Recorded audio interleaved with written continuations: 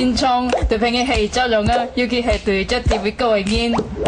你啲麼，可是對我不講藝術，講嘅滿天。即兴的 rap 表演，曾雅君唱来自信不扭捏。客家女孩的身体里仿佛住着黑人灵魂，强烈反差碰撞出的火花令人惊艳。其实听到雅君音乐，我自己看到了客家的未来的一个音乐的一个新的可能性。完全跳脱传统客家音乐的基调，超有想法的新生代思维，年轻的客家音乐。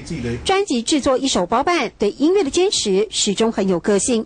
每一首歌其实它的东西都是很完整的，比如说鼓要怎么打，吉他要怎么弹，完全照他编的，一模一样。国际唱片公司想签他成为偶像王力宏的师妹，附加条件必须改以国语创作。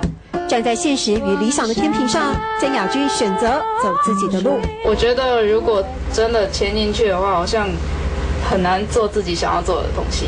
好的创作源自内心最真诚的感动，简单文字不用华丽的装饰，站在时代的轴线上，曾雅君让大家体会感动，谱写人生。我说从后浪推前浪，长江后浪推前浪，所以在你身上看到的董腔啊，你很棒。冇啦，好喊来喊好。你要不要讲讲看海陆的？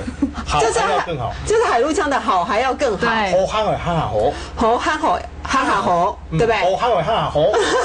世界我们说好喊爱更加好，好喊爱更加好。对，更棒，对不对？24岁的曾雅君有一种初生之犊不畏虎的气魄，所以他说，如果这个世界只有妥协，那跟别人有什么不一样？可是其实这也是很多坚持做客家音乐的人这一路走来坚持的心情。